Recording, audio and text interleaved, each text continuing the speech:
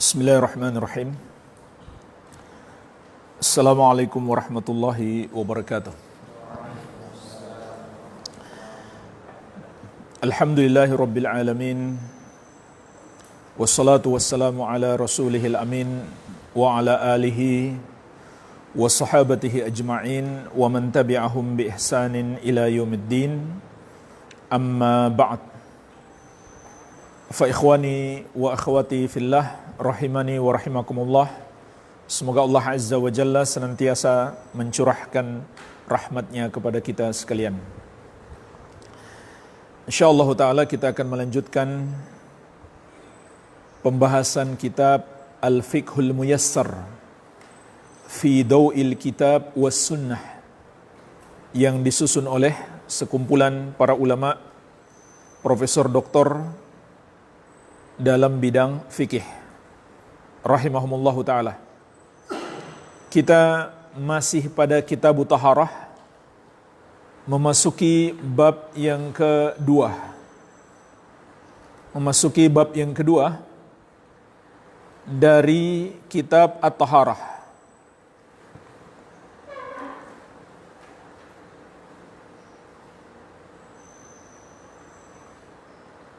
Qalu rahimahumullahu ta'ala, al-babu al-thani, bab yang kedua, fil aniyah, tentang bejana. Bab yang kedua tentang bejana. Jemaah sekalian, bab bejana disebutkan oleh para ulama di dalam buku-buku fikih, biasanya setelah bab air. Kenapa?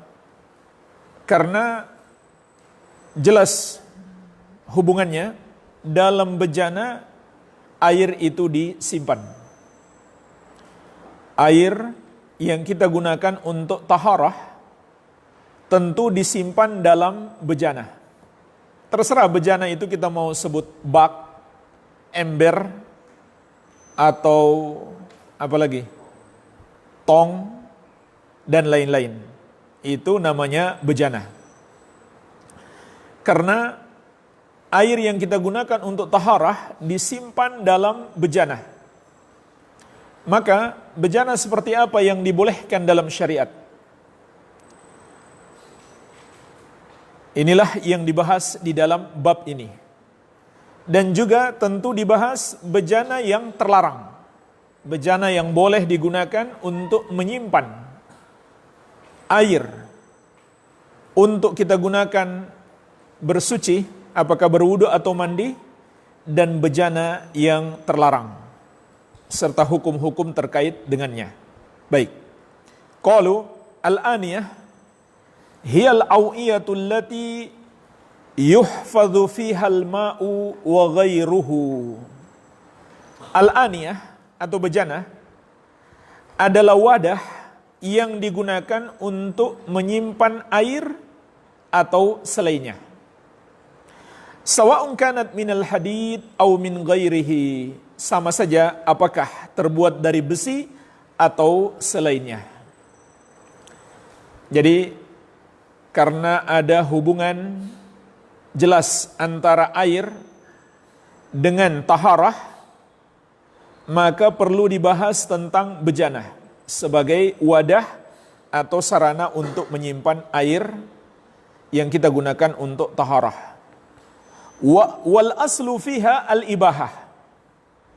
Dan hukum asalnya dalam bejana itu adalah al-ibahah atau mubah. Hukum asalnya dalam bejana itu mubah. Liqaulihi ta'ala, berdasarkan firman Allah Azza wa Jalla, huwallazi khalaqa lakum ma fil ardi jami'a. Dialah Allah Subhanahu wa ta'ala yang menciptakan untuk kalian apa yang ada di bumi ini semuanya. Surat Al-Baqarah ayat ke-29. Surat Al-Baqarah ayat ke-29. Syekh Abdurrahman bin Nasir As-Sa'di rahimahullah, imam besar ahli tafsir di abad ini, beliau mengatakan, wa fi hadhil ayatil azimah dalilun ala annal asla fil asya al ibahah wat taharah.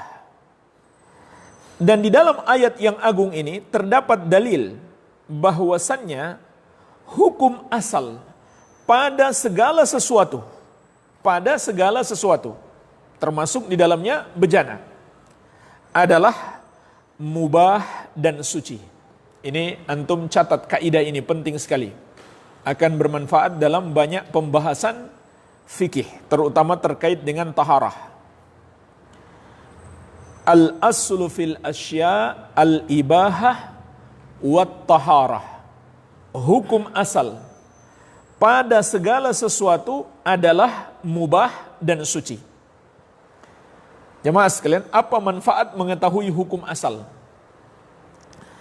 Manfaatnya adalah agar kita tidak terjerumus dalam kesalahan menghukumi sesuatu itu haram atau sesuatu itu najis tanpa dalil. Jadi ini penting. Begitu pula kalau terjadi keraguan. Kalau antum ragu, ini bejana misalkan dalam pembahasan kita, ada bejana antum baru lihat. Misalkan katakanlah terbuat dari aluminium. Selama ini bejana terbuat dari plastik atau dari kulit atau yang lainnya. Tapi kok ini terbuat dari aluminium? Maka antum pun ragu. Ini halal tidak air yang digunakan? Bejana ini halal tidak? Bagaimana status airnya? Maka ketika muncul keraguan ini, kembali saja kepada hukum asal. Hukum asal ya halal. Nggak usah bilang haram, nggak boleh bilang haram tanpa ada dalil yang mengharamkan. Jadi ini faidah mengetahui hukum asal. Begitu pula hukum asal adalah suci. Kalau antum ragu, ini najis tidak ya?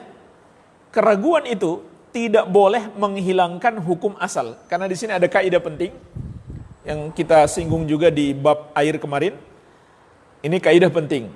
Al-yakin la yazulu bisyak. Al-yakin la yazulu bisyak. Keyakinan itu tidak boleh hilang dengan keraguan.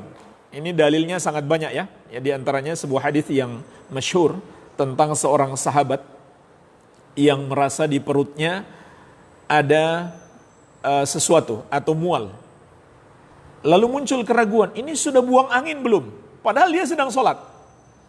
Jadi sahabat yang sedang sholat, kemudian perutnya mual, maka timbul keraguan, jangan-jangan sudah buang air. Ketika hal ini ditanyakan kepada Rasulullah SAW, apa jawab beliau? La yansarif hatta yasma'a sautan au yajida rihan. Janganlah dia hentikan sholatnya sampai dia dengarkan bunyi atau mencium bau. Bunyi buang angin atau mencium baunya. Maksudnya sampai dia yakin. Jadi kalau masih ragu, maka keraguan itu tidak boleh menghilangkan keyakinan awal. Keyakinan awal kan ketika dia mulai sholat dia sudah suci. Itu keyakinan awal. Dalam keadaan suci. Lalu muncul keraguan. Ini wudhu sudah batal belum? Maka kalau masih ragu, tidak boleh menghilangkan keyakinan awal. Kecuali sudah yakin. Yakin sudah batal. Walaupun nggak dengar suara, nggak cium bau, sudah yakin buang angin, terasa, maka batal wudhunya. Baik, ini diantara dalilnya. Maka berdasarkan hadis ini dan hadis-hadis yang lain muncul kaidah al-yakin la yazulu bisyak. Keyakinan tidak menghilangkan keraguan. Nah, hukum asal segala sesuatu itulah yang kita yakini. Paham ya? Hukum asal segala sesuatu itulah yang kita yakini. Apa hukum asal segala sesuatu? Mubah dan suci. Mubah dan suci. Jadi nggak bisa dihukumi haram kalau tidak ada dalil atau masih kondisi ragu. Tidak bisa pula dihukumi najis Kalau tidak ada dalil yang menyatakan itu najis, atau masih kondisi ragu, maka tidak boleh menghukumi sesuatu itu sebagai najis. Baik, ini faidah penting. Apa faidah penting tadi? Dua. Yang pertama, agar kita tidak salah menghukumi yang mubah kita katakan haram, yang suci kita katakan najis. Yang kedua, untuk menyelamatkan kita dari keraguan, dari keraguan-raguan. Ini ragu-ragu nih, halal atau haram? Ya kembali kepada hukum asal, nggak usah ragu. Ragu-ragu nih, suci atau tidak? Kembali kepada hukum asal, yaitu suci. Baik, ini kaidah penting. Al-aslu fil asya al-ibahah wa taharah, dari surat Al-Baqarah ayat ke-29. Baik. Wa fihi iddatu masail. Kemudian disebutkan bahwa di dalam bab ini ada beberapa permasalahan, yaitu 4 permasalahan. Ada 4 permasalahan yang dibahas di dalam bab ini. Al-mas'alatul ula, permasalahan yang pertama, isti'malu aniyati dzahab wal fiddah wa ghairihima fit taharah. Tentang penggunaan bejana emas dan perak dan selain keduanya dalam bersuci, dan selain keduanya dalam bersuci. Selain keduanya seperti benda-benda yang bernilai lainnya, sebagaimana akan disebutkan insyaallah taala. Jadi inilah permasalahan yang pertama, hukum penggunaan emas dan perak dan selain keduanya di dalam bersuci. Di dalam permasalahan yang pertama ini, insyaallah taala kita akan menyebutkan 5 pembahasan. 5 pembahasan terkait. Pembahasan yang pertama, qalu yajuzu isti'malu jami'il awani fil akli wasyurbi wasairil isti'mal idza kana tahirah mubahah. Dibolehkan menggunakan seluruh bejana untuk makan dan minum, dan semua penggunaan termasuk taharah, apabila bejana itu suci lagi mubah. Apabila bejana itu suci lagi mubah. Walau kanat thaminah, walaupun berharga, walaupun bejana itu terbuat dari bahan yang berharga.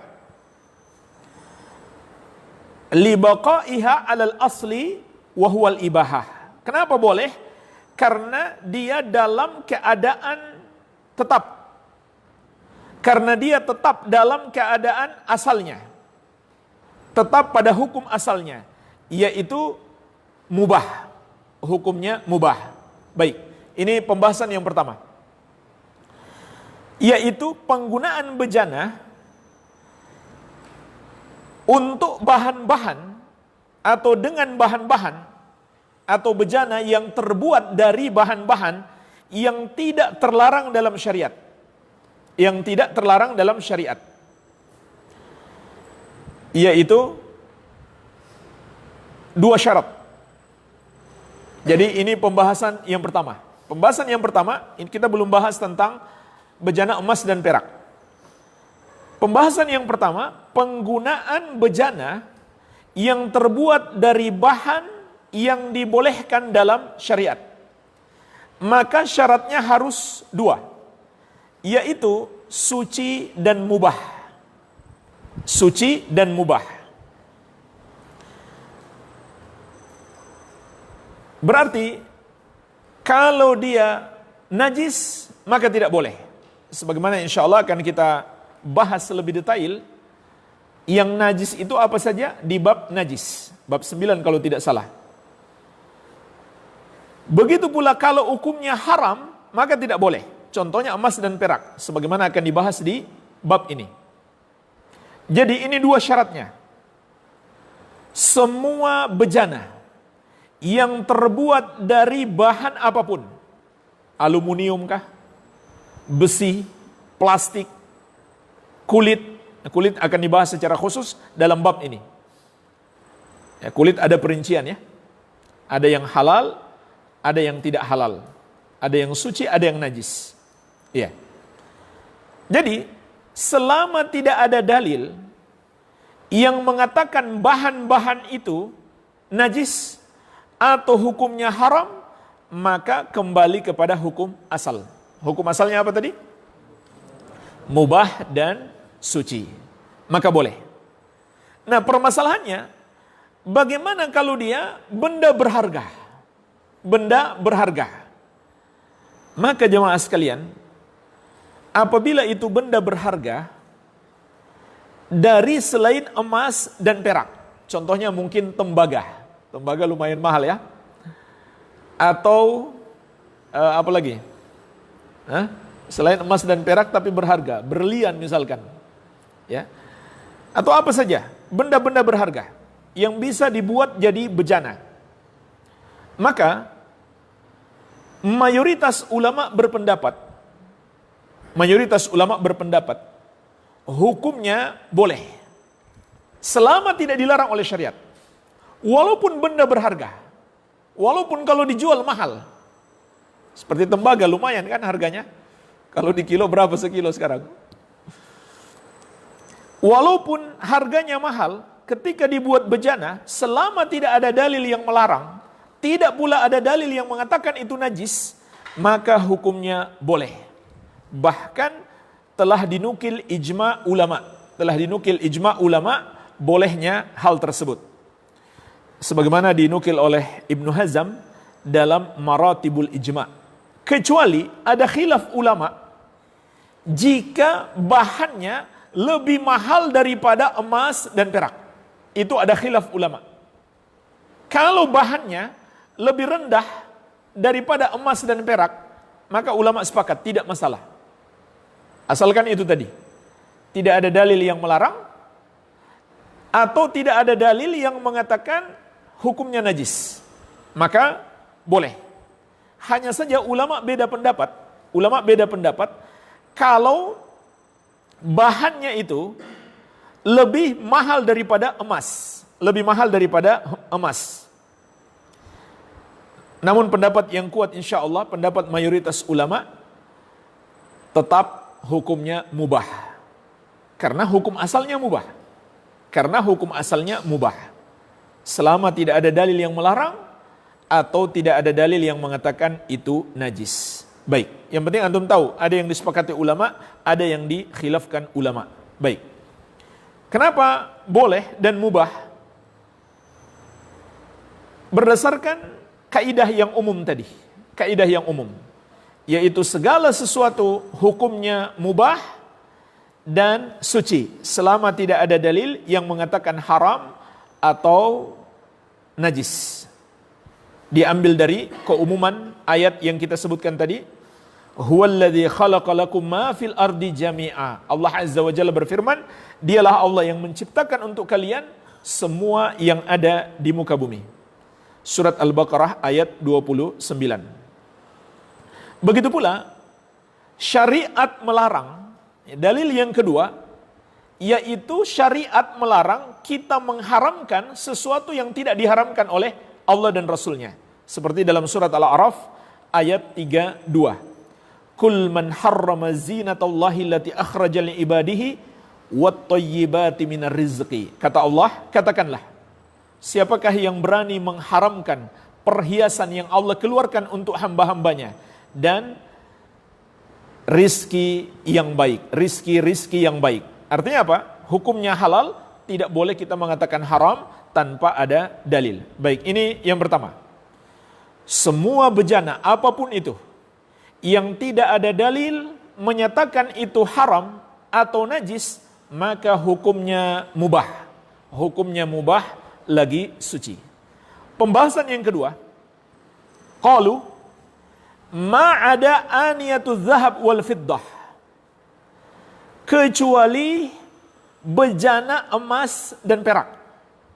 Fa innahu yahrumul aklu wasyurbu fihima, karena sesungguhnya diharamkan makan dan minum pada keduanya. Diharamkan makan dan minum pada keduanya. Baik, ini pembahasan yang kedua. yaitu hukum bejana emas dan perak untuk makan dan minum. Jadi jemaah sekalian, kita makan dan minum menggunakan apa? Piring dan gelas. Tapi juga bisa disebut itu adalah bejana. Kan tempat penampungan, wadah. Jadi bejana ini mencakup juga piring dan gelas. Maka diharamkan. Di sini ditegaskan hukumnya haram.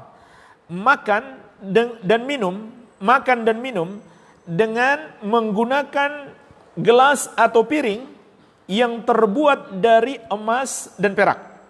Yang terbuat dari emas dan perak.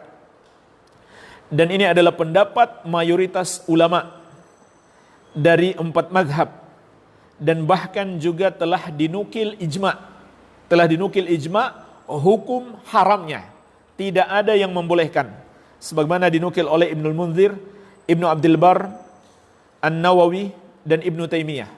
Para ulama tersebut menukil adanya ijma, kesepakatan.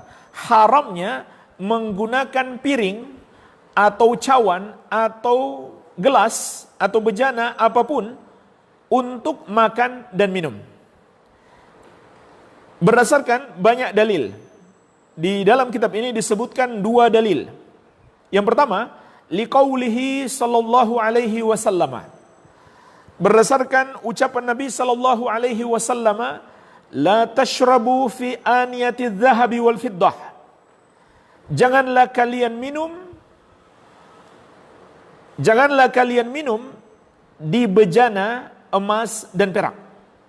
Wala ta'kulu fi sihafihima, dan jangan pula kalian makan dengan menggunakan piring emas dan perak. Fa innaha lahum fid dunya walakum fil akhirah. Karena emas dan perak itu bagi mereka, yaitu orang-orang kafir di dunia, dan bagi kalian di akhirat. Hadis ini sahih, diriwayatkan Al-Bukhari dan Muslim dari Hudzaifah ibnul Yaman radhiyallahu taala anhuma. Jemaah sekalian, hadis ini juga menunjukkan kepada kita makan dan minum dengan menggunakan emas dan perak atau piring dan gelas yang terbuat dari emas dan perak itu adalah dosa besar. Kenapa? Kenapa dosa besar? Ada yang bisa jawab kenapa dosa besar berdasarkan hadis ini? Kenapa, akhi? Ahsan, tabarakallahu fik. Karena tasyabbuh bil kuffar, termasuk menyerupai orang kafir. Para ulama juga menyebutkan hadis ini dalam pembahasan tasyabbuh bil kuffar, menyerupai orang kafir. Dan menyerupai orang kafir itu dosa besar, menyerupai musuh Allah. Dan itu termasuk kategori wala kepada mereka, jadi dosa besar. Bahkan Nabi SAW memberi peringatan keras, man tasyabbaha biqaumin fahuwa minhum. Barang siapa menyerupai suatu kaum, maka dia bagian dari mereka. Hadis ini sahih. Jadi ini adalah dosa besar. Kemudian dalil yang kedua, wa qaulihi sallallahu alaihi wasallam. Dan sabda Nabi sallallahu alaihi wasallam, alladzi yashrabu fi aniyatil fiddah innama yujarjiru fi batnihi nar jahannam. Orang yang minum di gelas perak, orang yang minum dengan menggunakan gelas perak, pada hakikatnya dia hanyalah memanaskan bara api di perutnya.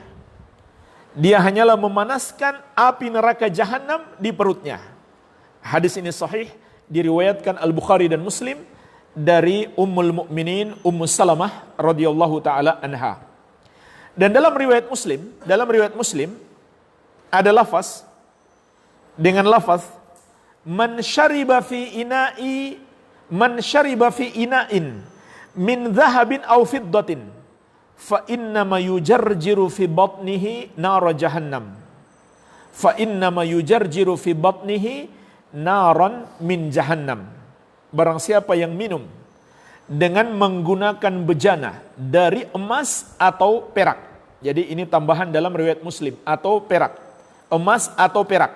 Kalau dalam riwayat Bukhari dan Muslim tadi hanya disebut perak. Tapi ini disebut emas atau perak.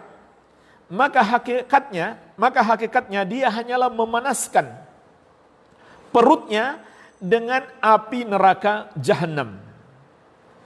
Maka fahadha nassun ala tahrimil akli wasyurbi.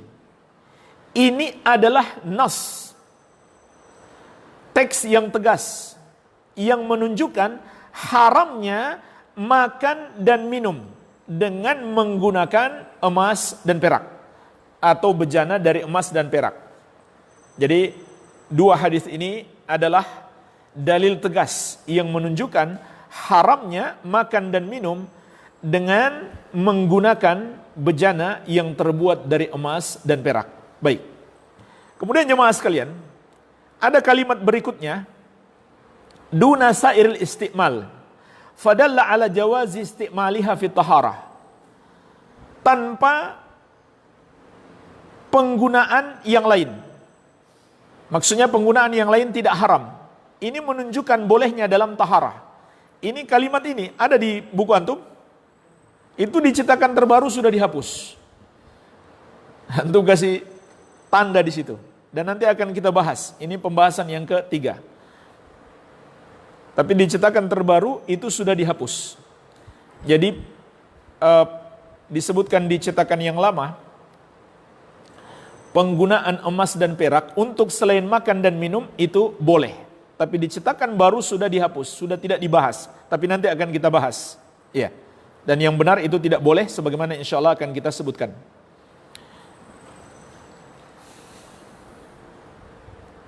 Tadi juga ada yang terlewat. Khasatan duna sairil istimal. Sebelum penyebutan dalil. Coba antum lihat. Sebelum penyebutan dalil. Khasatan duna sairil istimal. Ada tidak? Nah, itu juga sudah dihapus di cetakan baru. Makanya saya tidak baca tadi. Di cetakan baru sudah dihapus. Jadi intinya yang dihapus adalah pembolehan emas dan perak untuk bejana air. Untuk bersuci. Itu sudah dihapus, sudah tidak dibahas dalam kitab ini. Baik. Sekarang kita kembali kepada pembahasan yang kedua, yaitu hukum makan dan minum dengan menggunakan emas dan perak. Jadi dalilnya sudah jelas. Dalilnya sudah jelas, hukumnya haram. Dan tadi sudah saya sebutkan juga, sepakat ulama tidak ada perbedaan pendapat. Kemudian dikatakan di sini, wan nahyu amun, dan larangan dalam hadis bersifat umum. Yatanawwalul ina al khalis awil mumawwah bidzahab awil fiddah. Mencakup bejana yang murni terbuat dari emas dan perak atau disepuh dengan emas dan perak. Awil ladzi fihi syai'un minadz-dzahab wal fiddah. Atau pada bejana itu ada sedikit dari emas dan perak. Jadi jemaah sekalian, ini penting dipahami. Larangan dalam hadis bersifat umum. Apakah dia emas murni atau perak murni atau tercampur dengan zat lain? Contohnya emas putih. Katanya emas putih itu aslinya adalah emas, kemudian disepuh dengan semacam nikel atau yang sejenisnya, sehingga permukaannya menjadi putih. Tapi dalamnya pada hakikatnya emas kuning. Jadi, walaupun emasnya hanya sedikit,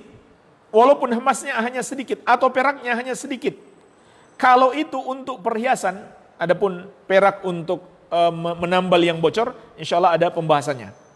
Nah sekarang untuk perhiasan, emas dan perak, walaupun hanya ditambah sebuah ukiran kecil misalkan, bejananya terbuat dari besi, tapi ada sebuah ukiran kecil dari emas dan perak, maka hukumnya haram digunakan. Hukumnya haram digunakan berdasarkan keumuman dalil. Dalil tidak memberi pengecualian. Kalau emasnya sedikit atau peraknya sedikit, maka berarti boleh tidak. Dalil tidak memberi pengecualian. Iya. Sebagaimana jemaah sekalian, hukum umum ini juga mencakup bagi laki-laki dan wanita. Jadi keumuman dalil ini mencakup dua hal penting.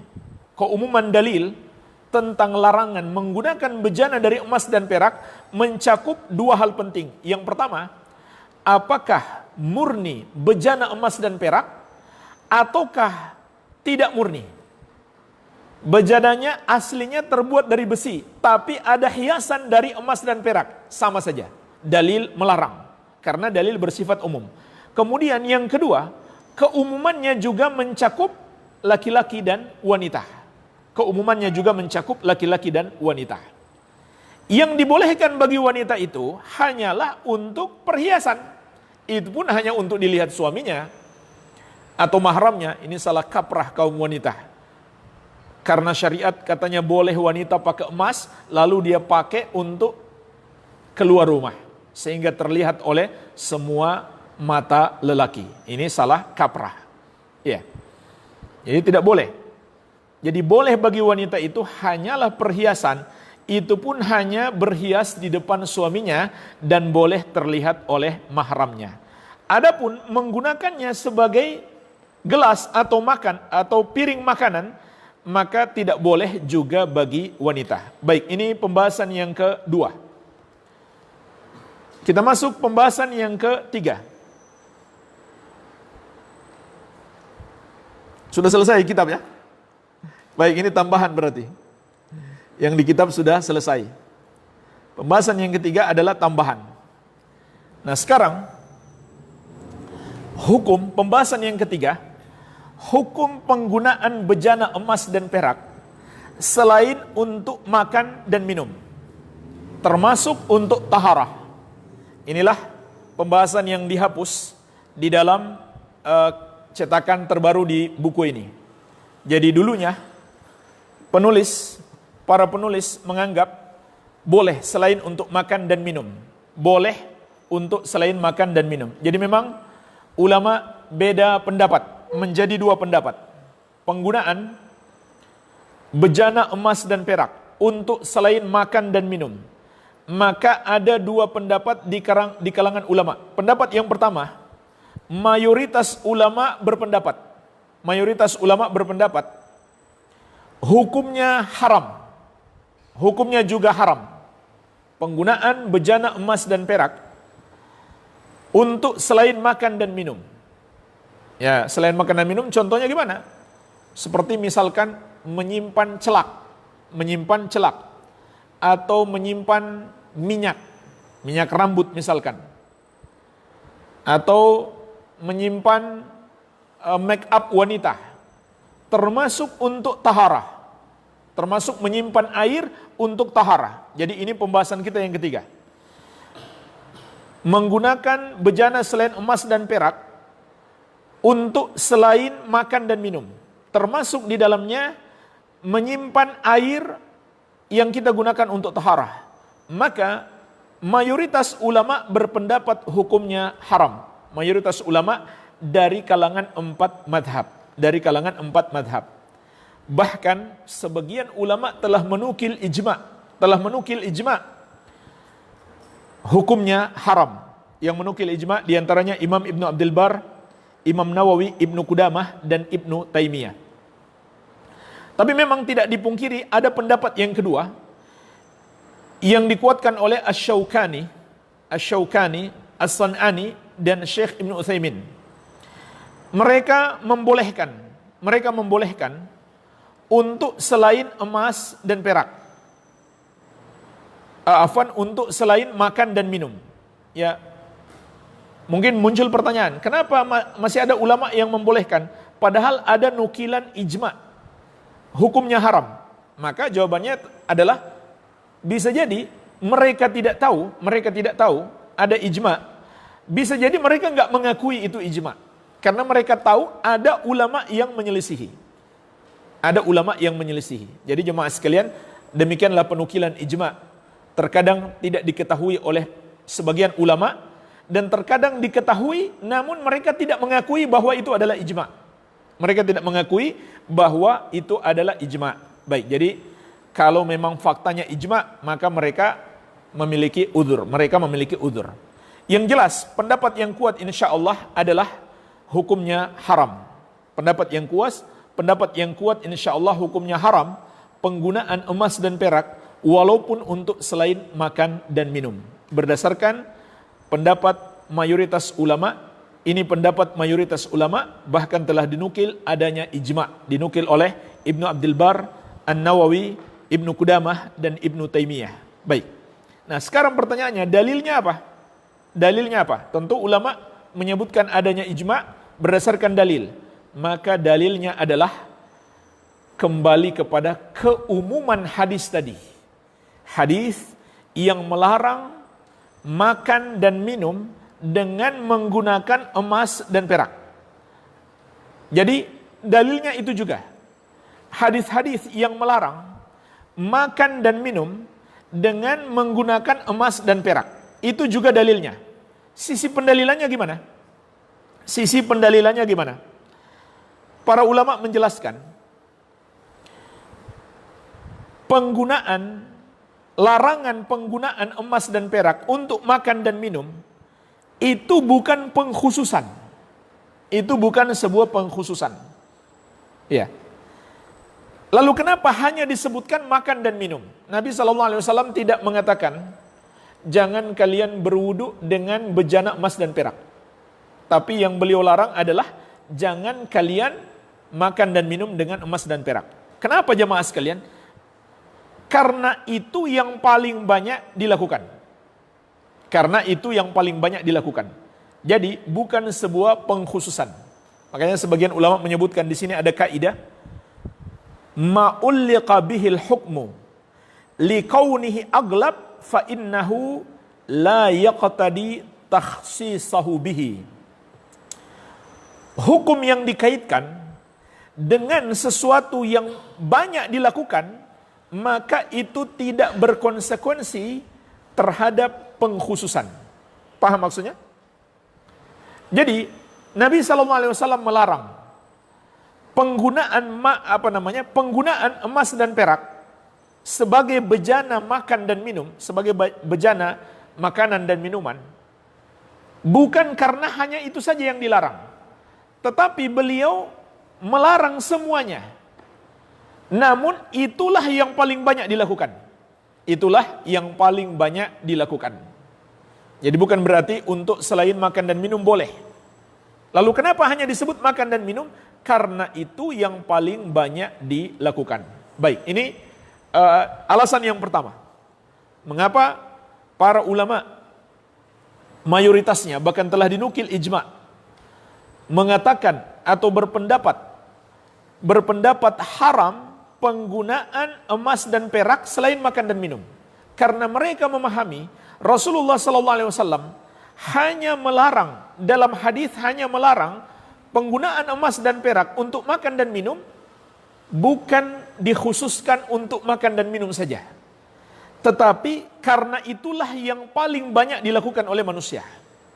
Bukan berarti beliau membolehkan untuk penggunaan yang lain, seperti untuk taharah dan lain-lain. Baik, ini alasan yang pertama. Alasan yang kedua,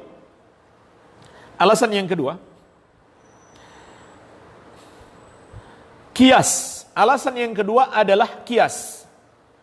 Yaitu, kiasnya bagaimana? Apabila untuk makan dan minum saja dilarang, apalagi untuk selain itu. Makan dan minum justru lebih dibutuhkan daripada taharah. Kan? Makan dan minum lebih dibutuhkan daripada taharah. Makan dan minum kan sering kita lakukan. Ya, terutama minum. Sering kita lakukan. Ini begitu pula untuk menyimpan makanan. Itu untuk menyimpan makanan. Jadi makan dan minum lebih dibutuhkan daripada untuk penggunaan lain. Ya, apalagi selain taharah. Seperti hanya sekedar untuk menyimpan celak atau make up dan lain-lain. Sudah jelas, makan dan minum lebih dibutuhkan daripada keperluan itu. Tetapi kalau makan dan minum saja dilarang, maka selain itu tentu lebih dilarang lagi. Baik, dipahami ya? Alasan mayoritas ulama.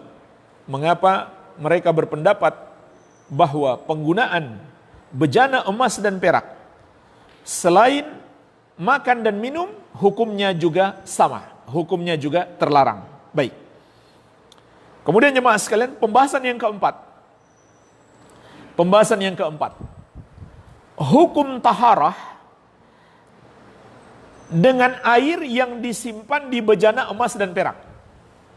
Apa perbedaan pembahasan yang keempat dan ketiga? Kalau yang ketiga berbicara tentang hukum menyimpan air di situ, maka hukumnya haram. Tapi pembahasan yang keempat berbicara tentang hukum taharah dengan airnya. Paham bedanya? Paham tidak? Ya. Pembahasan yang keempat, hukum taharah dengan menggunakan air yang disimpan di bejana emas dan perak. Sekarang saya tanya lagi. Menyimpan air di bejana emas dan perak, hukumnya apa? Halal atau haram? Hukumnya haram. Nah, sekarang pembahasan berikutnya, hukum tahara dengan menggunakan air yang sudah terlanjur disimpan di situ. Maka ini pembahasannya sama dengan pembahasan kita di pertemuan yang lalu tentang hukum tahara menggunakan air yang haram. Seperti air curian atau air dari hasil riba. Hukumnya apa? Hukumnya, kesimpulannya apa? Ada yang ingat pembahasan kemarin? Hah? Gimana, akhi? Ahsanta, barakallahu fikum. Bukan boleh digunakan. Sah, hukumnya taharanya sah. Tapi dia berdosa. Jadi taharanya tetap sah, namun dia berdosa. Maka hukumnya juga di sini sama. Jadi kalau ada air sudah terlanjur disimpan di bejana emas dan perak, maka ketika kita gunakan itu untuk taharah, hukumnya sah, tapi berdosa. Tapi berdosa. Iya.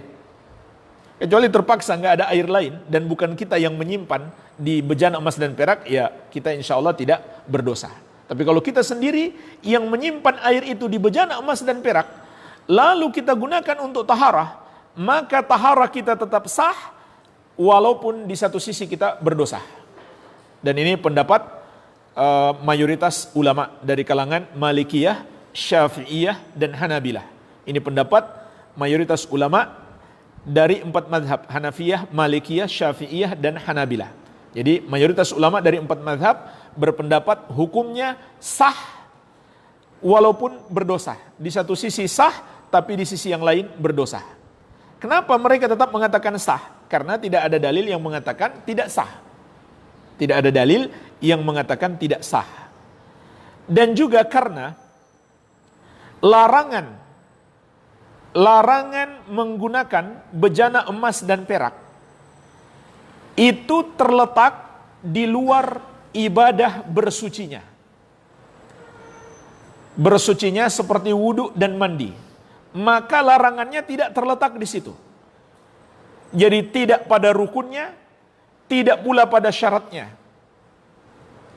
Namun pada sesuatu di luar rukun atau di luar syaratnya. Ya, memang di sini ada kaidah an-nahyu yaqtadi al-fasad. An-nahyu yaqtadi al-fasad. Larangan berkonsekuensi pada rusaknya ibadah atau tidak sah. Tetapi kaidah ini berlaku kalau larangan itu terletak pada zat ibadahnya, seperti pada rukunnya atau syaratnya atau wajibnya. Namun kalau larangannya di luar daripada ibadah tersebut, maka hukumnya sah, walaupun di satu sisi dia berdosa. Jadi pembahasan ini sama dengan pembahasan kita tentang air hasil curian atau dibeli dengan harta riba. Maka di satu sisi pelakunya berdosa, tetapi taharahnya tetap sah. Baik. Ini pembahasan yang keempat. Pembahasan yang kelima. Hukum memiliki bejana emas dan perak. Hukum memiliki bejana emas dan perak. Jadi sekedar memiliki, tidak digunakan. Bagaimana hukumnya? Kalau menggunakan bejana emas dan perak, kita sudah tahu hukumnya haram. Tapi bagaimana untuk sekedar dimiliki? Atau katakanlah untuk perhiasan di rumah. Untuk perhiasan rumah, ada biasanya bejana-bejana kuno, itu seringkali dijadikan hiasan di rumah-rumah. Nah pertanyaannya, bagaimana kalau dia terbuat dari emas dan perak? Bagaimana hukumnya? Maka mayoritas ulama, dan ini pendapat yang lebih kuat, mayoritas ulama dari kalangan Malikiyah, Syafi'iyah dan Hanabilah berpendapat hukumnya haram. Hukumnya haram. Jadi sekedar memiliki bejana emas dan perak, apakah untuk perhiasan ataukah untuk investasi, maka hukumnya juga haram menurut mayoritas ulama dari kalangan Malikiyah, Syafi'iyah dan Hanabilah. Dalilnya apa? Dalilnya sama, yaitu hadis Hudzaifah ibnul Yaman radhiyallahu taala anhuma yang dibahas di bab ini. Hadis riwayat Bukhari dan Muslim. Walaupun hadis ini adalah larangan makan dan minum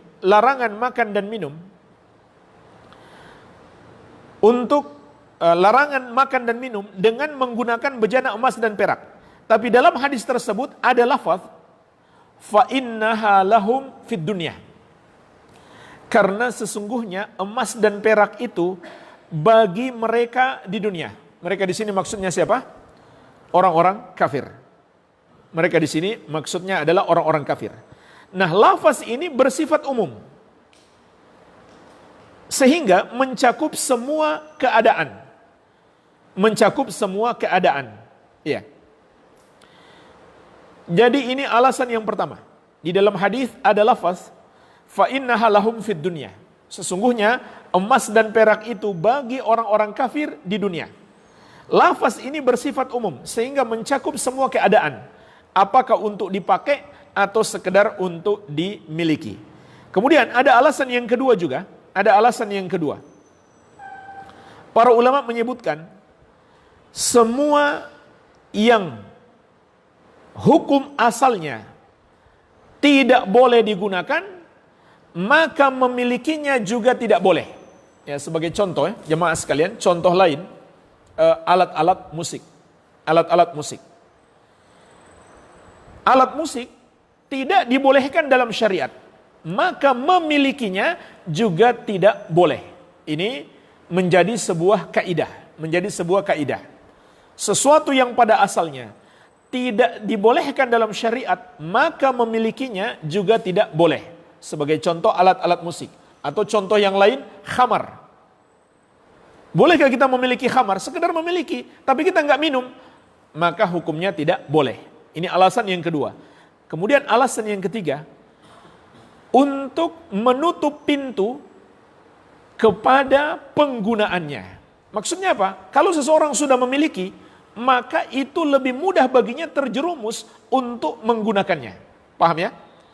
Jadi, kalau seseorang memiliki khamar, maka orang yang memiliki khamar itu lebih mudah terjerumus meminum khamar daripada yang tidak memiliki khamar. Orang yang memiliki alat musik lebih mudah terjerumus menggunakan alat musik tersebut daripada yang tidak memilikinya. Oleh karena itu, tidak boleh memiliki sesuatu yang diharamkan di dalam syariat. Baik. Jadi jemaah sekalian, sekali lagi yang dibolehkan di sini untuk perhiasan saja, itu pun hanya bagi wanita. Baik.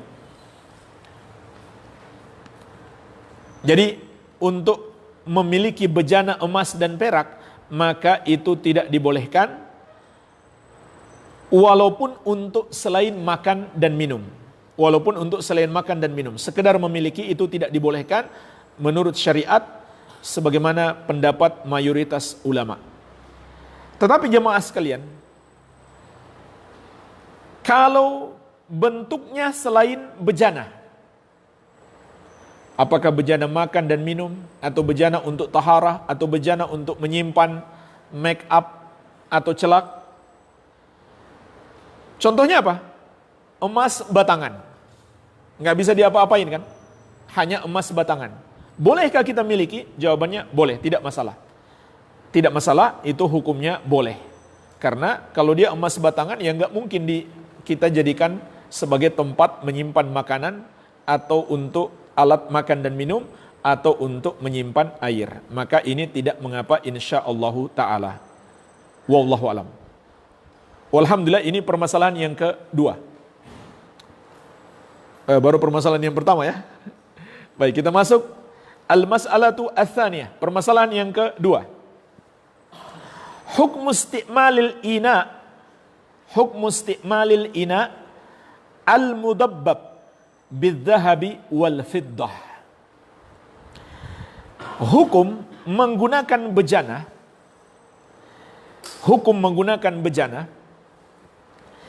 yang ditambal dengan emas dan perak. Maksudnya, sebuah bejana ada kerusakan, pecahkah atau bocor, lalu disambung atau ditambal dengan bahan yang terbuat dari emas dan perak. Inilah pembahasan yang kedua. Maka ini juga ada dua permasalahan. Ada dua pembahasan dalam permasalahan yang kedua. Ini permasalahan yang kedua, di dalamnya ada dua pembahasan. Pembahasan yang pertama, hukum menambal bejana dengan emas. Hukum menambal bejana dengan emas. Jadi ada bejana bocor atau pecah, bagaimana hukumnya jika ditambal atau disambung dengan emas? Maka dikatakan, in kanatid dabbah minadh dhahab harum isti'malul ina mutlaqan. Apabila bejana itu ditambal dengan bahan dari emas, maka diharamkan menggunakan bejana itu secara mutlak. Diharamkan melakukannya dan diharamkan juga menggunakan bejana itu secara mutlak. Lidukhuli tahta umumin nas, karena masuk di bawah keumuman dalil, yaitu dalil hadis Hudzaifah dan hadis Ummu Salamah yang telah kita sebutkan tadi. Rasulullah SAW melarang kita menggunakan bejana dari emas dan perak. Menggunakan bejana dari emas dan perak. Nah, dalilnya bersifat umum. Emas dilarang digunakan untuk bejana. Jadi sama saja. Apakah bejana itu terbuat dari emas, atau berhias emas, atau hanya bahan tambalan? Dan jemaah sekalian, ini tambahan tentang makna keumuman dalam hadis-hadis yang telah kita sebutkan tadi. Contohnya hadis Hudzaifah. Nabi SAW, Hudzaifah ibn Yaman radhiyallahu anhuma, yang diriwayatkan Al-Bukhari dan Muslim tadi. Nabi SAW melarang kita menggunakan bejana dari emas dan perak. Tadi sudah saya sebutkan dua bentuk keumuman. Yang pertama tadi apa? Sama saja. Itu bejana emas dan perak murni atau hanya berupa hiasan emas dan perak. Pada asalnya terbuat dari besi. Yang kedua, keumumannya juga mencakup laki-laki dan wanita. Nah, sekarang yang ketiga. Apakah dia emas dan perak murni atau ada hiasan, ataukah tambahan emas dan perak itu hanya untuk menutupi yang rusak? Tambahan emasnya hanya untuk menutupi yang rusak, maka tidak boleh. Ini untuk emas. Baik.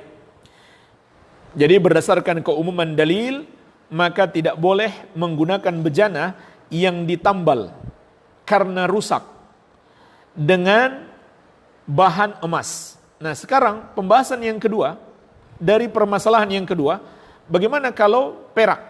Bagaimana kalau perak? Kalau yang digunakan bahan dari perak untuk menambal bejana yang rusak tersebut. Disebutkan, amma in kanatid dabbah minal fiddah wa hiya yasirah fa innahu yajuzu isti'malul ina. Adapun apabila tambalan itu dari bahan perak dan hanya kecil, hanya ringan saja, tidak banyak, maka hukumnya boleh menggunakan bejana tersebut. Jadi ini pembahasan yang kedua. Apabila tambalan itu dari bahan perak dan tidak banyak, ya, tidak banyak ini mungkin bisa kita katakan tidak mendominasi. Tidak mendominasi. bahan yang lainnya masih jauh lebih banyak. Contohnya dia terbuat dari besi, maka unsur besinya masih jauh lebih banyak. Unsur peraknya hanya sedikit, hanya sekedar digunakan untuk menambal yang bocor atau menyambung yang pecah, maka hukumnya boleh kita gunakan. Li hadithi Anasin radhiyallahu taala anhu, berdasarkan hadis Anas bin Malik, semoga Allah meridhai beliau, beliau menceritakan, inkasara qadahu Rasulullah sallallahu alaihi wasallam fattakhadha makana sya'bi silsilatan min fiddah. Bejana Rasulullah sallallahu alaihi wasallam pecah, maka beliau menutupi bagian yang pecah tersebut dengan rangkaian yang terbuat dari perak. Hadis ini sahih, diriwayatkan Al-Bukhari. Baik, jadi jamaah sekalian, pembahasan yang kedua, apabila terbuat dari perak maka tidak mengapa. Apabila tambahan itu atau tambalan itu dari bahan perak, maka boleh menggunakan bejana tersebut. Ya. Dan ini juga pendapat mayoritas ulama dari kalangan Hanafiyah, Syafi'iyah dan Hanabilah. Berarti Malikiyah tetap tidak membolehkan. Namun pendapat yang kuat karena ada hadisnya jelas adalah pendapat mayoritas ulama, yaitu Hanafiyah, Syafi'iyah dan Hanabilah. Hukumnya boleh apabila terbuat dari perak. Ya. Atau tambalan itu dari bahan perak. Tambahan itu dari bahan perak. Jadi jamaah sekalian, hadis tadi, hadis Anas bin Malik yang diriwayatkan Al-Bukhari tersebut, itu adalah dalil pengkhususan. Jadi keumuman dalil hadis Hudzaifah Ibnul Yaman radhiyallahu anhuma yang diriwayatkan Al-Bukhari dan Muslim yang melarang penggunaan bejana emas dan perak dikhususkan dengan hadis ini. Hadis Anas diriwayatkan Al-Bukhari, Rasulullah sallallahu alaihi wasallam pernah menggunakan bahan perak untuk menyambung bejana beliau yang pecah. Sedangkan emas tidak ada dalil mengkhususkannya. Paham ya? Ini hadis yang mengkhususkan larangan yang bersifat umum dalam hadis Hudzaifah yang diriwayatkan Al-Bukhari dan Muslim. Baik. Kita masuk al-mas'alatu ats-tsalitsah, permasalahan yang ketiga. Aniyatul kuffar, tentang bejana orang-orang kafir. Tentang bejana orang-orang kafir. Jadi inilah pembahasan yang ketiga. Hukum menggunakan bejana milik orang-orang kafir. Hukum menggunakan bejana milik orang-orang kafir. Baik. Ada tiga pembahasan. Ada tiga pembahasan insyaAllah dalam permasalahan yang ketiga. Dalam permasalahan bejana orang-orang kafir. Pembahasan yang pertama, qalu al-aslu fi aniyatil kuffar al-hil. Hukum asal pada bejana orang-orang kafir adalah halal. Adalah halal. Halal di sini maknanya boleh dan suci. Boleh dan suci. Ini hukum asal pada bejana orang-orang kafir. Kenapa? Karena masuk dalam keumuman dalil yang kita bahas di awal. Surat apa tadi? Al-Baqarah ayat 29. Huwallazi khalaqalakum ma fil ardi jami'an. Allah yang menciptakan untuk kalian apa yang ada di bumi semuanya.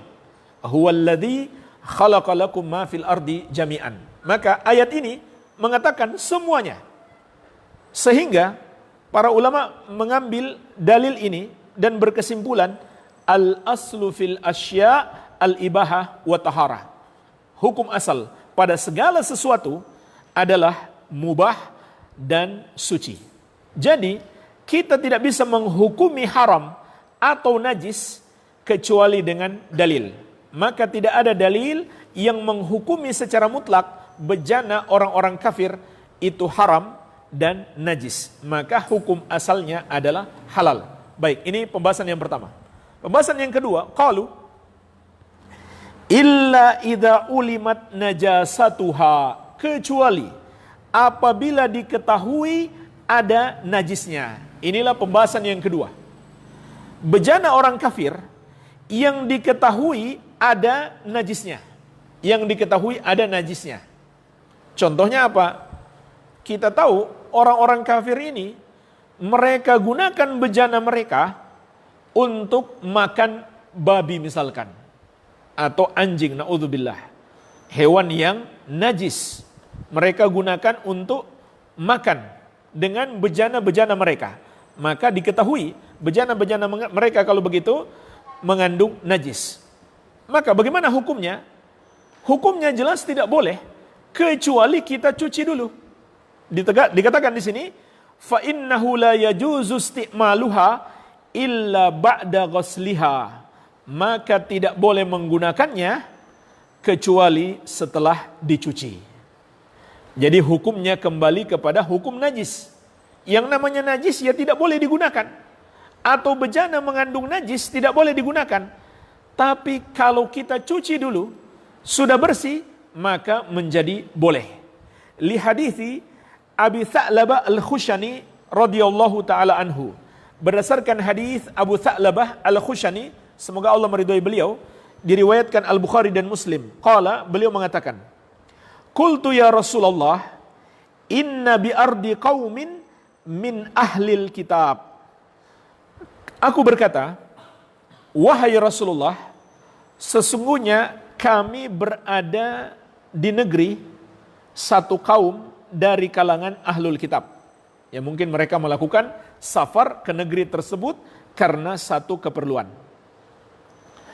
Atau mereka dulunya mungkin ahlul kitab lalu masuk Islam. Afana'kulu fi aniyatihim, bolehkah kita makan dengan menggunakan bejana-bejana mereka? Qala, maka Rasulullah sallallahu alaihi wasallam bersabda, la ta'kulu fiha, jangan kalian makan pada bejana-bejana mereka. Jangan kalian makan pada bejana-bejana mereka. Illa alla tajidu ghairaha, kecuali kalian tidak mendapatkan bejana yang lain. Faghsiluha, maka cucilah bejana-bejana itu. Thumma kulu fiha, kemudian silahkan makan dengan menggunakan bejana-bejana mereka itu. Baik, jadi jemaah sekalian, ini hadis yang membolehkan penggunaan bejana-bejana orang kafir dengan syarat tidak mengandung najis. Tapi hadis ini juga memberi berdasarkan hadis ini juga Rasulullah SAW memberi saran, hendaklah kita cari dulu bejana yang lain yang bukan milik mereka. Kecuali tidak didapatkan kecuali bejana mereka, tidak didapatkan kecuali bejana mereka saja, maka boleh, namun dengan syarat cuci terlebih dahulu. Baik, jadi ini pembahasan yang kedua. Bejana orang kafir yang kita tahu ada najisnya, maka pilihan yang pertama adalah cari bejana lain. Itu bimbingan Rasulullah SAW. Carilah bejana lain, jangan gunakan bejana mereka. Kemudian pilihan yang kedua, kalau kita tidak temukan bejana lain, maka boleh gunakan bejana mereka dengan syarat dicuci dulu. Dengan syarat dicuci terlebih dahulu. Baik, ini pembahasan yang kedua. Pembahasan yang ketiga, wa amma idza lam tu'lam najasatuha, adapun jika bejana orang kafir itu tidak diketahui najisnya, bi an yakuna ahluha ghaira ma'rufina bimubasyaratin najasah, yaitu orang-orang kafir tersebut tidak diketahui sebagai orang-orang yang suka menyentuh najis. Contohnya siapa jemaah sekalian? Yaitu jenis orang-orang kafir tertentu yang tidak suka makan babi misalkan. Seperti Yahudi. Orang Yahudi juga tidak makan babi. Atau ada orang Kristen, kalau tidak salah dari kalangan Advent ya. Advent, mereka tidak makan babi. Intinya adalah tidak diketahui bahwa mereka menggunakan bejana untuk makanan yang najis. Fa innahu yajuzu isti'maluha, maka boleh digunakan bejana mereka, boleh menggunakan bejana mereka berdasarkan keumuman dalil atau kaidah asal, yaitu Hukum asal boleh menggunakan bejana mereka. Dan juga ada dalil secara khusus. Di sini disebutkan dua dalil. Yang pertama, li'annahu thabata anna an-nabiy sallallahu alaihi wasallam wa ashabahu akhadhul ma'a lil wudu' min mazadati imra'atin musyrikatin. Karena telah sahih bahwasanya Nabi sallallahu alaihi wasallam dan para sahabat beliau mengambil air atau menggunakan air untuk berwudu dari bejana milik seorang wanita musyrikah. Sebagaimana dalam hadis yang diriwayatkan Al-Bukhari dan Muslim dari Imran bin Husain, dari sahabat yang mulia Imran bin Husain radhiyallahu taala anhuma, anna Nabiy sallallahu alaihi wasallam wa ashabahu tawadda'u min mazadati imra'atin musyrikatin. Bahwasanya Nabi sallallahu alaihi wasallam dan para sahabat beliau radhiyallahu taala anhum ajmain pernah berwudu dari bejana yang terbuat dari kulit, dari bejana milik seorang wanita musyrikah. Hadis ini diriwayatkan Al-Bukhari dan Muslim. Kenapa digunakan oleh Nabi sallallahu alaihi wasallam dan para sahabat? Karena diketahui tidak ada najisnya. Karena diketahui tidak ada najisnya. Dalil yang kedua, wali anna Allah subhanahu qad abaha lana ta'ama ahlil kitab. Dan karena Allah telah membolehkan kita memakan makanan ahlul kitab, yaitu Yahudi dan Nasrani. Maksudnya memakan sembelihan mereka apabila mereka sembelih sesuai dengan syarat syariat. Apabila mereka menyembelih hewan sesuai dengan syarat syariat Islam, maka umat Islam boleh memakan. Itu dihalalkan dalam syariat. Wa qad yuqaddimunahu ilaina fi awanihim. Maka bisa saja mereka memberikan makanan mereka kepada kita dengan bejana-bejana mereka. Kama da'a gulamun yahudiyun an-nabiyya sallallahu alaihi wasallam ala khubzi syairin wa ihalati sanikhatin fa'akala minha. Sebagaimana seorang anak muda Yahudi pernah mengundang Nabi sallallahu alaihi wasallam untuk memakan roti gandum dan daging yang sudah agak berbau, maka Rasulullah sallallahu alaihi wasallam memakan sebagian darinya. Hadis ini sahih, diriwayatkan oleh Imam Ahmad dan juga disahihkan oleh Syekh Al-Albani. Jadi pernah Rasulullah sallallahu alaihi wasallam, dan ini banyak hadisnya, Rasulullah sallallahu alaihi wasallam diundang makan atau diberikan hadiah makanan oleh ahlul kitab. Maka Rasulullah sallallahu alaihi wasallam makan darinya menggunakan bejana mereka. Maka ini menunjukkan bahwa apabila diketahui bejana mereka itu suci, boleh kita gunakan baik untuk makan dan minum maupun untuk taharah. Iya. Dan ini juga pendapat jumhur ulama dari kalangan Hanafiyah, Syafi'iyah dan Hanabilah. Jadi kalau begitu hanya Malikiyah yang tidak membolehkan.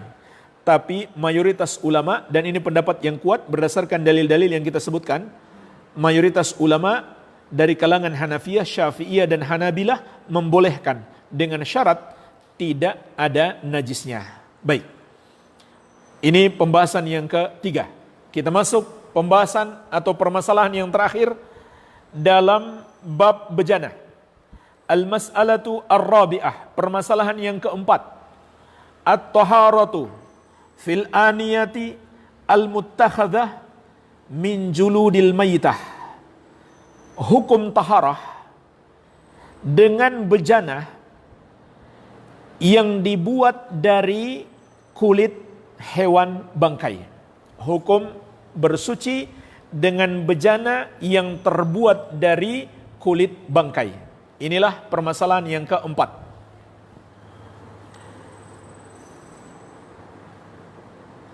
Jemaah sekalian, jadi yang dibahas di sini adalah apabila bejana terbuat dari kulit bangkai. Itu yang dibahas. Adapun jika bejana itu terbuat dari kulit hewan yang suci, maka tidak ada khilaf ulama. Tidak ada perbedaan pendapat ulama. Hukumnya juga boleh, suci. Ini ijma' ulama sebagaimana dinukil oleh Ibnu Hazm rahimahullahu ta'ala. Kalau bejana itu terbuat dari kulit hewan yang suci, bukan bangkai. Contohnya, insyaallah ta'ala tidak lama lagi kita akan menyembelih hewan kurban. Saya ingatkan di sini, semua dari hewan kurban itu tidak boleh ada yang dijual, tidak boleh ada pula yang diberikan sebagai upah bagi tukang jagal. Jadi semuanya, termasuk kulitnya, itu bisa dibagi 3. Sebagian kita gunakan sendiri, sebagian boleh kita simpan, sebagian kita sedekahkan, atau juga sebagian diberikan hadiah. Jadi nggak boleh ada yang dijual atau dijadikan upah tukang jagal. Adapun upah bagi tukang jagal itu diberikan dari harta yang lain, jangan dari hewan kurban tersebut. Nah sekarang kita kasih ke orang miskin atau hadiah hewan kurban kita, kulitnya kulit sapi misalkan. Lalu orang yang kita berikan hadiah itu, dia jadikan sebagai bejana. Dia jadikan sebagai tempat menyimpan air. Pertanyaannya, boleh enggak bejana itu digunakan untuk menyimpan air bersuci? Boleh atau tidak? Boleh, karena hewannya suci, kulitnya pun suci. Baik, jadi bukan itu yang dibahas. Kalau itu boleh, sudah jelas. Yang dibahas di sini adalah bejana yang diambil dari hewan bangkai. Hewan bangkai adalah najis. Sebagaimana insya Allah akan kita bahas lebih detail tentang najisnya bangkai ini di pembahasan tentang najis. Nah, permasalahan yang kita bahas di sini adalah bagaimana kalau kulitnya dijadikan bejana. Maka ada 2 keadaan atau 2 pembahasan. Yang pertama adalah hewan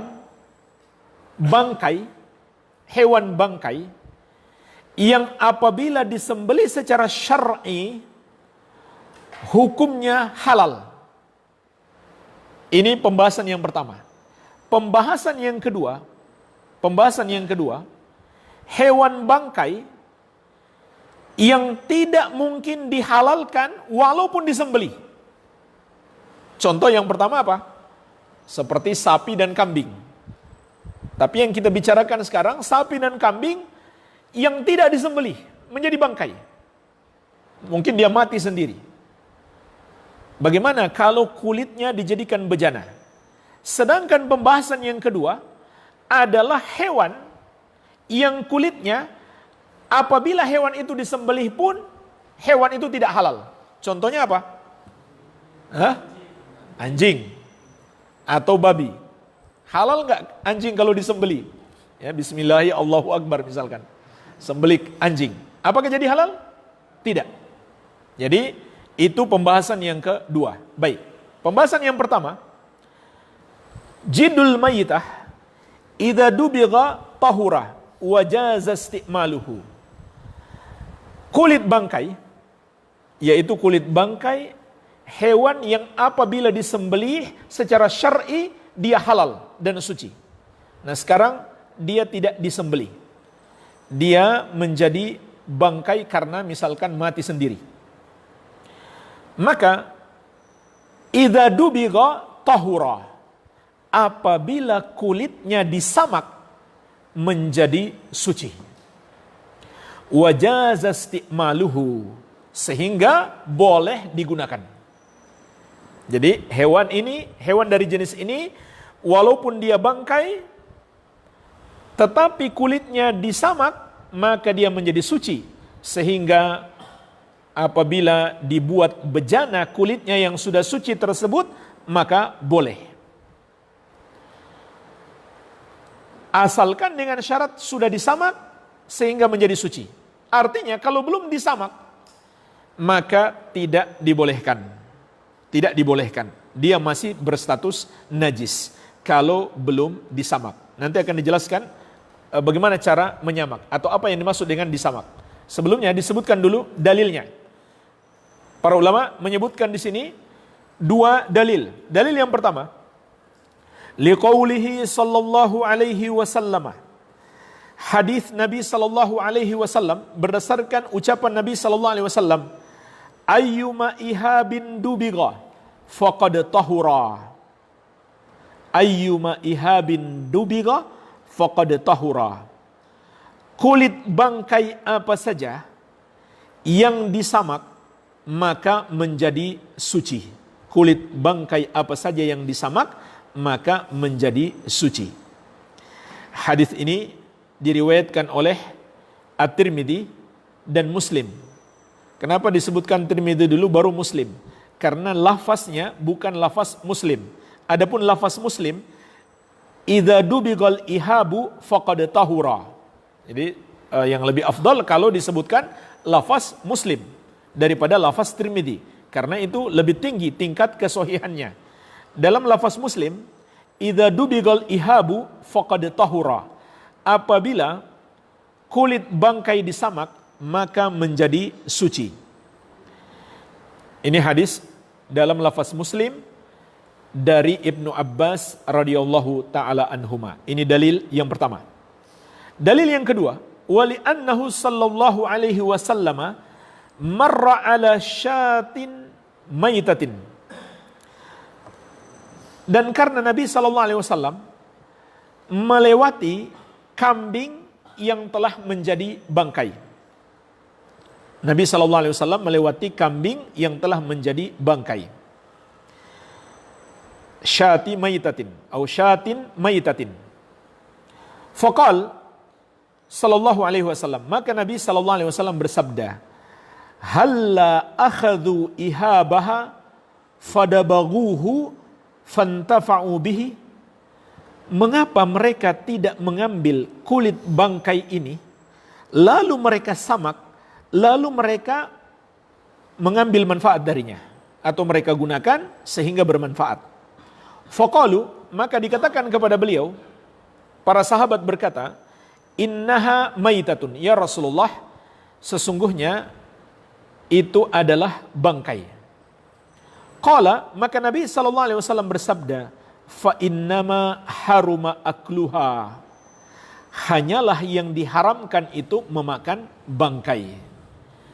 Maka kalau begitu kulitnya boleh, tapi dengan syarat disamak terlebih dahulu.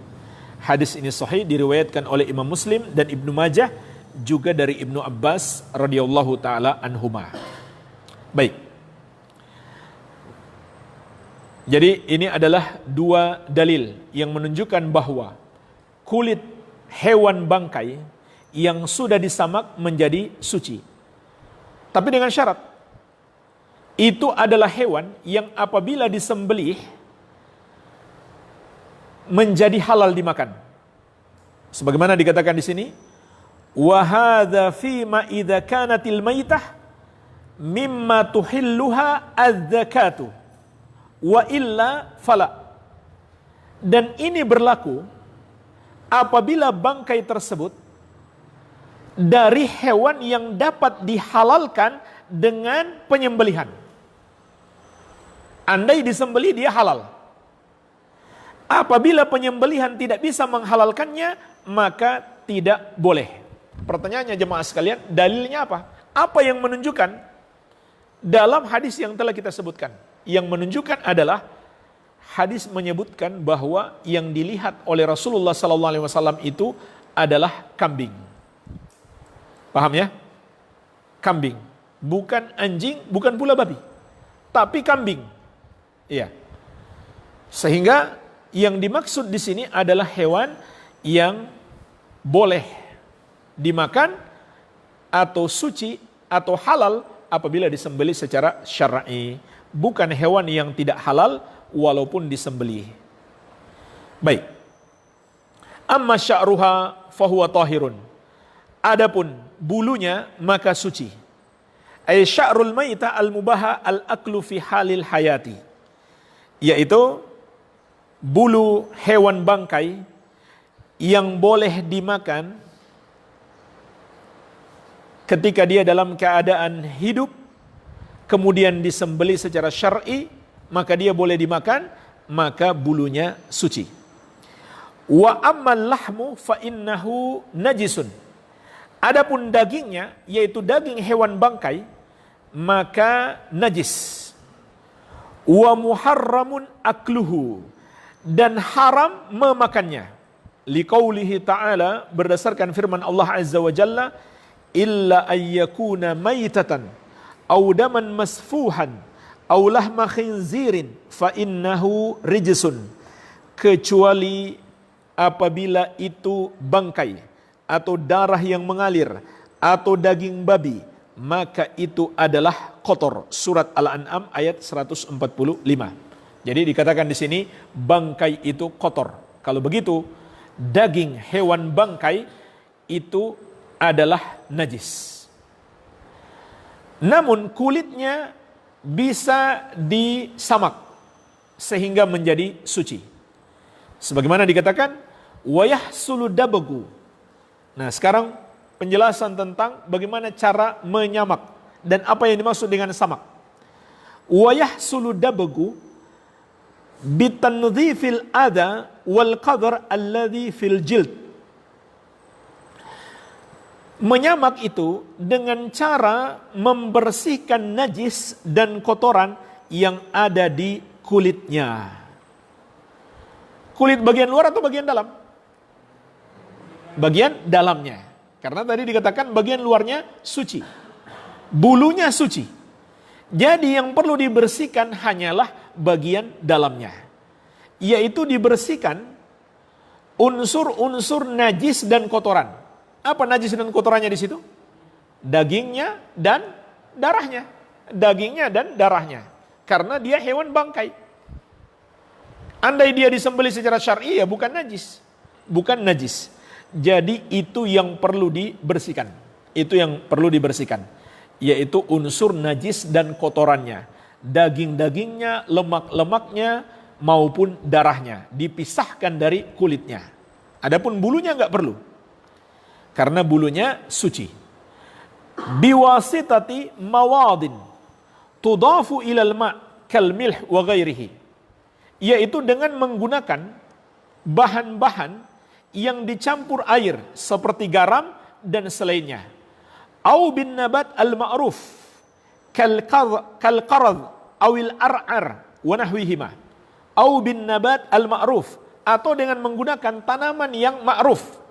Kal qarad, seperti al-qarad, daun salam atau daun akasia. Awil ar'ar, atau tanaman yang disebut al-ar'ar. Entah kayak gimana itu ya, orang Arab yang tahu. Wa nahwihima, dan yang semisalnya. Jemaah sekalian, ini hanya contoh. Apa yang disebutkan di sini, air dicampur garam atau dicampur tumbuhan tertentu, itu hanya contoh. Tidak menutup kemungkinan bolehnya dengan menggunakan bahan lain. Bahkan tanpa menggunakan bahan apapun, ya seperti kebanyakan saya lihat di negeri kita, itu mereka nggak pakai apa-apa, cuman dijemur, iya kan? Cuma dijemur sampai kering, lalu tinggal dicopot-copot begitu saja, dagingnya atau lemak-lemaknya yang masih menempel. Itu yang saya lihat di negeri kita. Nggak tahu kalau di kampung antum. Kalau di kampung Anda cuma gitu aja, dijemur aja. Berhari-hari dijemur. Sampai betul-betul kering. Lalu tinggal dicopot.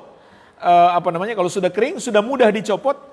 Daging-dagingnya yang masih tersisa, begitu pula lemak-lemaknya. Intinya, dengan cara apapun, disamak itu intinya adalah dengan cara apapun, yang penting tujuannya tercapai.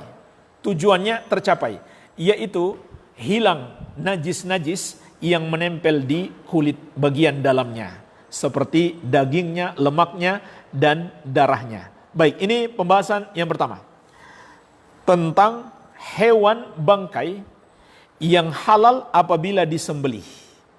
Maka menggunakan bejana yang terbuat dari kulitnya, hukumnya boleh dengan syarat telah disamak. Pembahasan yang kedua, wa amma ma la tuhilluhu az-zakatu fa inna jildahu la yathur. Adapun hewan yang tidak bisa dihalalkan dengan penyembelihan, maka kulitnya tidak akan menjadi suci. Kulitnya tidak akan menjadi suci walaupun disamak. Wa ala hadha fajildul hirrah wa madunaha fil khilqah la yathur biddabaghi. Oleh karena itu, kulit kucing dan hewan yang lebih kecil darinya, hewan yang badannya atau bentuknya lebih kecil darinya, contohnya apa? Tikus misalkan, tidak akan suci dengan cara disamak. Tidak akan dihukumi suci, tidak dihukumi suci walaupun disamak. Walau kana fi halil hayati tahiran, walaupun hewan ini ketika dia hidup menjadi suci. Contohnya kucing. Kucing di masa hidupnya itu suci. Karena ada hadisnya kan? Gimana lafaz hadisnya? Innaha laysat binajasin. Innaha minat tawafina alaikum. Sesungguhnya kata Nabi SAW, kucing itu tidak najis. Fa innaha minat tawafina alaikum. Karena dia termasuk hewan yang selalu mengitari kalian.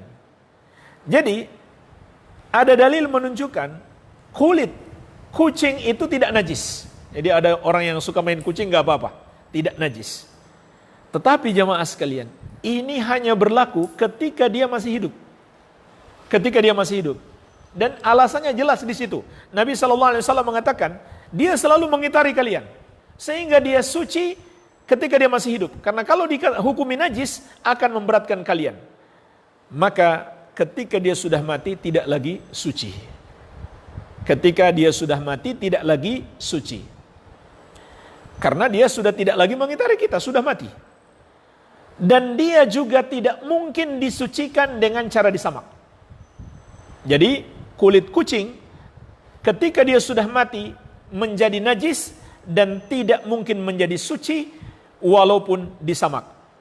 Karena dalil-dalil yang menunjukkan kulit bangkai itu suci ketika disamak hanyalah hewan yang apabila disembelih halal dimakan. Seperti kambing, sapi, kerbau, dan lain-lain. Kalau begitu,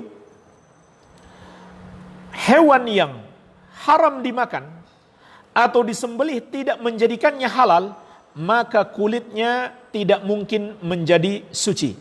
Kulitnya tidak mungkin menjadi suci. Dan jemaah sekalian, ini pendapat mayoritas ulama. Ini pendapat mayoritas ulama. Diriwayatkan juga dari sebagian salaf. Dari sebagian salaf. Dan ini pendapat yang dikuatkan oleh Ibnu Taimiyah, Ibnu Baz, dan Ibnu Utsaimin. Pendapat banyak ulama dan juga diriwayatkan dari sebagian salaf dan dikuatkan oleh Ibnu Taimiyah, Ibnu Baz, dan Ibnu Utsaimin bahwa hewan yang haram dimakan atau penyembelihan tidak bisa menghalalkannya, maka tidak bisa disamak agar kulitnya menjadi suci. Kulitnya selamanya adalah najis, tidak mungkin disamak. Jadi jemaah sekalian, bagaimana hukumnya menggunakan dompet yang terbuat dari kulit ular? Hukumnya gimana? Boleh atau tidak? Boleh atau tidak? Tidak boleh. Karena ular adalah hewan yang tidak menjadi halal dengan disembelih. Bagaimana menggunakan dompet atau tas dari kulit kambing, padahal kambingnya tidak disembelih secara syar'i, kambingnya mati sendiri, bangkai. Hukumnya gimana? Boleh atau tidak? Boleh. Karena kambing adalah hewan yang apabila disembelih menjadi halal dimakan. Sehingga kulitnya bisa disamak untuk disucikan. Baik. Jadi ini bermanfaat karena banyak dijual di pasar tas, dompet atau sepatu terbuat dari kulit ular misalkan atau kulit harimau. Maka pendapat yang kuat itu hukumnya haram dan najis, tidak akan menjadi suci walaupun disamak. Wal khulasah, dan kesimpulannya, anna kulla hayawanin mata wa huwa min ma'kulil lahmi fa inna jildahu yathuru bid-dibag. Bahwasannya setiap hewan yang mati sendiri, tidak disembelih secara syar'i, namun dia termasuk hewan yang boleh dimakan andai disembelih secara syar'i, maka kulitnya bisa disucikan dengan cara disamak. Wa kullu hayawanin mata wa laysa min ma'kulil lahmi fa inna jildahu la yathur bid-dibag. Dan setiap hewan yang mati dan hewan itu tidak termasuk hewan yang dibolehkan untuk dimakan dagingnya, maka kulitnya tidak akan menjadi suci dengan cara disamak sekalipun. Dan jemaah sekalian, tentu ini pendapat yang lebih hati-hati juga. Di samping kita katakan ini pendapat yang kuat, ini pendapat yang lebih wara', yang lebih hati-hati agar kita tidak menggunakan sesuatu yang haram atau sesuatu yang najis. Jemaah sekalian, kesimpulannya adalah bejana yang tidak diharamkan dalam syariat, tidak pula dihukumi najis, maka boleh digunakan untuk menyimpan air wudhu kita atau air mandi kita untuk bersuci.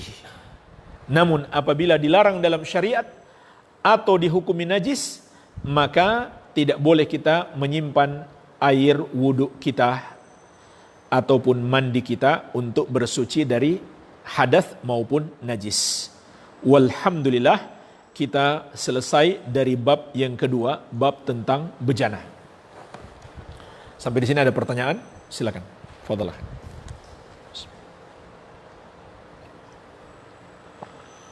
Langsung.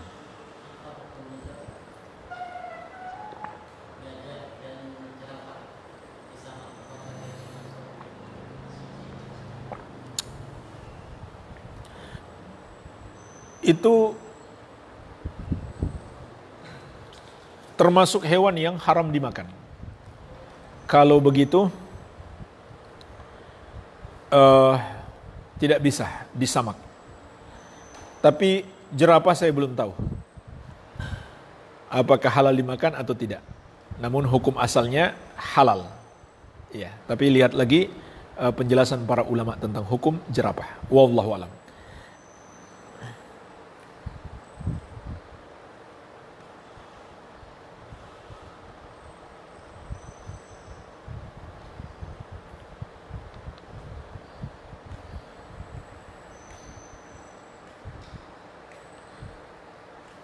Ana sebagai makmum sering kesulitan mendapatkan 7 ayat full. Maksudnya surat Al-Fatihah ya. Ya. Pada rakaat yang makmum wajib membacanya, seperti dalam solat zuhur dan asar. Rakaat ketiga solat maghrib dan 2 rakaat terakhir solat isya. Pada rakaat-rakaat solat-solat tersebut, apakah solat ana sah? Meskipun Al-Fatihah ana kadang tidak lengkap 7 ayat karena imam sudah keburu takbir untuk ruku. Baik, jemaah sekalian, pertama saya ingatkan dulu pendapat yang kuat insyaallah ta'ala, membaca Al-Fatihah bukan hanya pada rakaat-rakaat yang disebutkan tersebut bagi makmum. Pendapat yang kuat, membaca Al-Fatihah bagi makmum adalah seluruh rakaat, baik imam jahar maupun sir.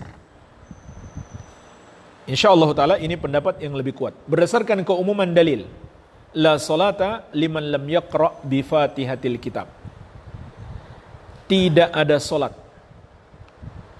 bagi siapa yang tidak membaca surat Al-Fatihah.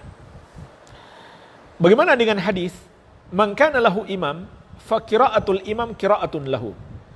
Siapa yang memiliki imam, maka bacaan imam bacaannya juga.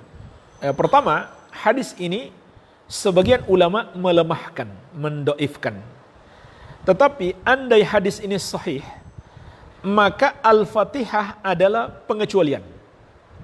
Al-Fatihah adalah pengecualian, tetap dibaca. Sebagaimana juga sabda Nabi sallallahu alaihi wasallam, la taf'alu illa bi Fatihatil kitab. Jangan kalian melakukan, maksudnya membaca apapun di belakang imam, yaitu membaca Al-Quran, kecuali Al-Fatihah. Baik, ini insya Allah pendapat yang lebih kuat. Al-Fatihah dalam solat jahar maupun sir, makmum wajib ikut membaca. Wajib ikut membaca. Baik, ini pertama. Yang kedua, pertanyaannya, bagaimana kalau makmum tidak sempat membaca? Tidak sempat membaca. Karena ada uzur. Karena ada uzur. Maka kewajiban itu tidak lagi berlaku atasnya. Uzurnya itu seperti apa? Misal datang terlambat. Datang terlambat. Imam sudah mau ruku, dia baru mau mulai baca Al-Fatihah. Maka tidak mengapa. Atau bahkan dia datang, imam sudah ruku. Imam sudah ruku.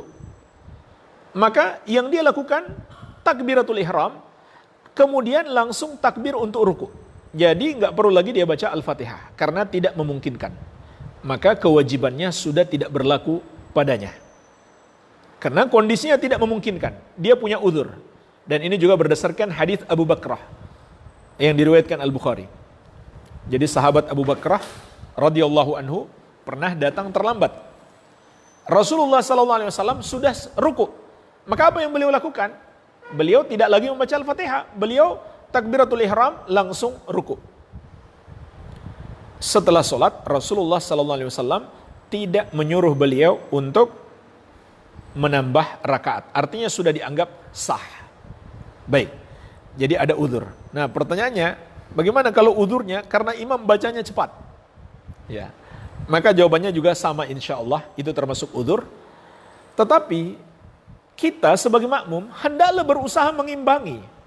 Kalau sudah tahu imam seperti itu, ya jangan terlalu lambat. Jangan terlalu lambat. Memang sunnah membaca Al-Fatihah itu per ayat dan diam sejenak. Alhamdulillahirabbil alamin. Jangan langsung disambung. Putuskan di satu ayat itu, diam sebentar, lalu disambung Ar-Rahmanir Rahim. Itu sunnah. Tapi kalau kita tahu imamnya cepat, ya jangan amalkan itu. Demi mendapatkan yang wajib. Kalau kita tahu imamnya cepat, jangan kita diam sejenak setelah ayat per ayat. Tapi langsung saja kita baca tanpa ada jeda. Iya. Jadi seperti itu ya. Namun kalau faktanya imam sangat cepat sehingga kita tidak sempat membaca Al-Fatihah, maka itu termasuk uzur insyaallah taala. Wallahu taala a'lam. Ya. Ada pertanyaan lain? Belum zuhur kan?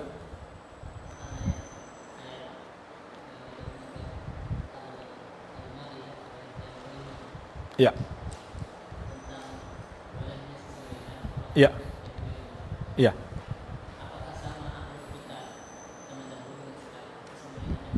Sama. Sembelihan ahlul kitab. Baik ahlul kitab zaman dulu maupun zaman sekarang hukumnya sama.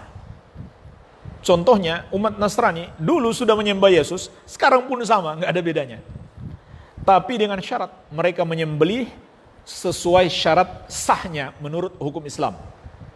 Syarat yang paling utama apa? Mereka sebut Bismillah. Atau dengan terjemahan, dengan menyebut nama Allah.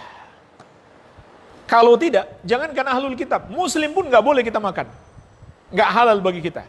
Walaupun yang menyembelih muslim, tapi dia tidak sengaja tidak menyebut nama Allah atau menyebut selain nama Allah, maka hukumnya haram bagi kita. Wallahu ta'ala alam, semoga bermanfaat. Lebih dan kurangnya saya mohon maaf. Wabillahi taufik. Subhanakallahumma bihamdik, asyhadu an la ilaha illa anta, astaghfiruka wa atubu ilaik. Wa sallallahu ala nabiyyina Muhammadin wa alihi wasallam. Walhamdulillahi rabbil alamin. Wassalamualaikum warahmatullahi wabarakatuh.